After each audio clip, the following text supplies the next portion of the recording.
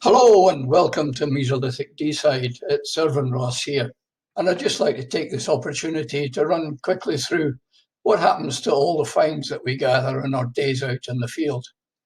If you've been a member of the Mesolithic Deeside field walking team or any other field walking team, come to that, you'll know the scenario. On a cold winter's day, we walk across a ploughed field and we gather off the surface any stone tools that we find, mainly flints. Write the map coordinates on the bag it up, and on we go. And at the end of the day, one of our members gets the chance to take home the whole collection of bags and has the unenviable task of compiling the first catalogue of finds from the day. They do that by creating a spreadsheet. And it's got on it the bag number, the map coordinates, the number of finds in each bag, and an initial classification of what the finds are, blades, flakes, etc. That's what comes to me. I tweak it a little bit because I then give each find a unique reference number, which is made up of the field code here, the bag number, and the year in which it was collected. And I also change the map coordinates to a full 6-figure coordinate, which is what we need for the next piece of the process, which is to log all this data into our Geographic Information System, GIS for short. And we're using a program called QGIS, mainly because it's completely free to use. And with the magic of computer science, we can transform all these map coordinate numbers into dots on this map with an Ordnance Survey backdrop.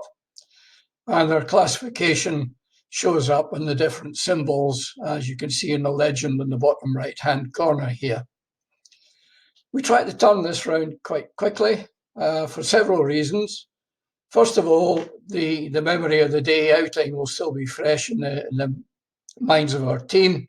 So if they think, well, I picked up a core in the southeast corner of that field and I can't see it on that map, and they can get in contact and we can try and sort out any anomalies quite quickly. The other thing is it keeps up the morale and enthusiasm of our team because they can see the picture of what they did or what everybody did on the day, because otherwise they only know what they collected. And they can see the range of different objects that have been picked up and where the concentrations are and all the rest of it.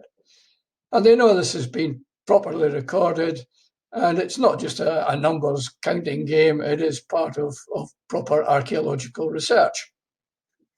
Well, here's where we spent most of the 2020 field walking season, and it's between the town of Balbridie, which you can see over here on the left, and Drummoch down here. We did walk a few more fields further upstream, but not very many, and most of the time was spent within this area. And two of the fields that we walked, East Parks 2 and East Parks 3, which are over here, are adjacent to a field that we walked in 2019. So now we've got a chance to look at the distribution across all three fields. And it's something like this. And you can see that in East Parks 1 was a very dense scatter of lithics, mainly concentrated along the bank of the river and getting less dense as they go up the hill away from the riverbank. And we can see that that pattern repeats itself in East Parks 2 and East Parks 3. East Parks 2 maybe not quite so dense as East Parks 1, but definitely tailing off with distance away from the riverbank. That would indicate that the Mesolithic people tended to favour the immediate riverbank sites for their regular camps. The problem with a high-density area like East Parks 1 is that our symbols on the map are in fact stacked one on top of the other, maybe 10 deep, and some of them representing more than one find because it's one dot per bag. And it's difficult to know where the greatest density is within that field. And we can overcome that with another piece of computer magic and create what we call a heat map. And the areas in darkest red shows where the highest concentration of finds came from. This is quite useful if we ever need to go back and revisit that site, perhaps to gather more samples, or perhaps to do some test pitting to see what might be underneath the plough soil. And from the heat map, we know where the areas were of most intense activity in the prehistoric period, and that can guide our work. Well, what happens after we've done this initial classification and mapping? Well, the finds go down to our professional lithics expert, Anne Clark, down in Edinburgh. And here she is on the left, and with her is Heather Sabness, who did an awful lot of the early field walking and classification work back in 2008 to 2012 with the Over 50s Archaeological Research Group. And Anne looks at further identification, dating, and more detailed interpretation of the finds. She looks at the type of material we found. Most of it is flint, but we've also picked up rhyolite and agate, and quite a lot of quartz flakes. But these don't seem to be made into tools, so perhaps they're just shattered pieces that have come from using a lump of quartz as a hammerstone.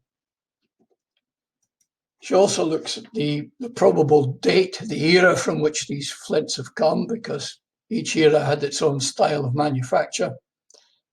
Many of them are Mesolithic, but a few, and we're quite excited about this, are from the Upper Paleolithic, which dates back from anything from 11,000 BC to 12,500 BC, showing that people were in Scotland very soon after the ice melted.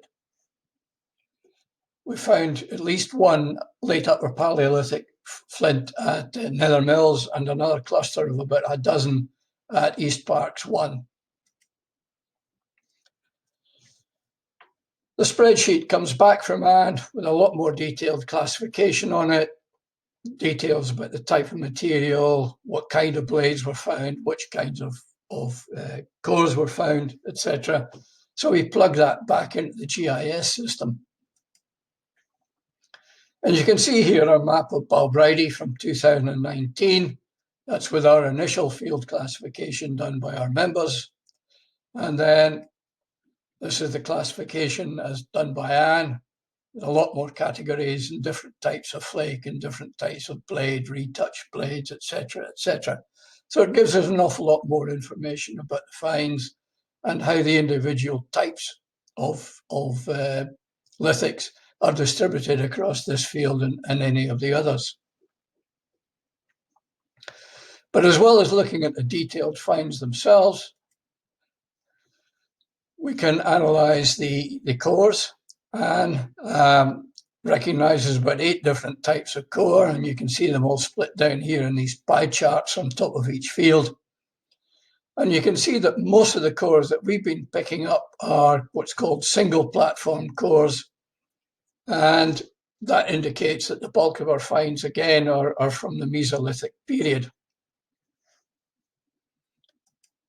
We also like to look at the wider landscape, and one of the things we can do as a measure is to calculate the area of each field we have walked, and then count the number of finds from each field, and then that gives us a density of finds per hectare. Now that's quite crude, because as you've seen at East Parks 1, you can have some areas of the field that are very dense and other areas that are quite sparse. So it's a rough and ready measure, but spread across a big area, it becomes a useful indication of how the wider landscape is being used. And the data here comes from a whole series of sources, not just Mesolithic Deeside. There's from collections from the Over 50s Archaeological Research Society. There's some work up here near West Hill, been done by Jane Kenny when she was doing her PhD, and a couple of fields over here west of Bankery that were gathered by a gillie by the name of Paul Gidson, a complete solo effort, but massive amount of work, and he did collect a lot of finds there. And we can see from this distribution that most of the finds are concentrated very close to the river bank, and they seem to favour the north bank of the river for whatever reason we haven't figured out yet. And the density thins down as you get away from these concentrated areas. So it appears that the Mesolithic people had favoured campsites they would use repeatedly as they migrated up and down the river with the seasons. Why they chose these particular areas is another piece of research that we will plan to do in the future. This is what it looks like further up Deeside. This is a Boyne here, Tarland here. Most of our members won't be familiar with this area because most of the field walking was done by Tim Phillips and Richard Bradley, while Richard was excavating Tom Naviri recumbent stone circle. But you can see there's a lower density of flints here, not such concentrations. And most of these flints were in fact Neolithic, not Mesolithic. And if we graph our finds, we get quite an interesting picture. We find very few fields have got high densities over 300 finds per hectare, then an immediate drop off down to around 100 finds per hectare to this next group here. And it tails off very quickly down to around 10 per hectare or less. It's my personal opinion that this is below 10 hectares is probably background noise. It's inevitable that if we had several thousand years of people in the Stone Ages travelling across the landscape using stone tools, bits will break, they'll be repaired in the field, and there will be a scatter of lost arrowheads, etc., broken spear points, which just shows that people were moving around, but it doesn't give any indication that there was an intensive use of these particular areas, which you get from the higher concentrations. Very few places do we find absolutely no flint at all.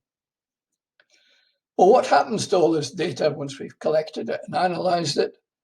Well, it gets passed on to the Aberdeenshire Council archaeological team, and it gets recorded in their historical environment record, which is an online resource that anyone can look up. And here we have our Balbridie field again. It's now feature number NO79NW0010. And the description mentions Dr. Grieve, who walked it in 1974, and Mesolithic Deeside project visit in 2019. So what we do is a matter of public record. It can be consulted by anyone, professional archaeologists and any interested party. So the data is safe, stored for future use. It's distributed across a number of websites and cloud storage facilities to ensure that it's never lost. And what happens to the finds themselves? Well, they will be stored in a museum. We're not quite sure which one yet, but they certainly will be stored, properly catalogued and referenced, so that at some point in the future, somebody may come along and want to take a fresh look, or they may have developed a new technique that enables them to extract more information to the flints. And they'll be able to look at the finds, and using our reference numbers, we'll be able to tie that back to the exact spot in the field where it was found, and maybe do things that we cannot do in this current time. Well, that's it for now. If you've got any queries at all, then you can drop us a line on our Mesolithic Deeside Facebook page, and we'll do our best to answer it as well as we can. In the meantime, thanks for listening.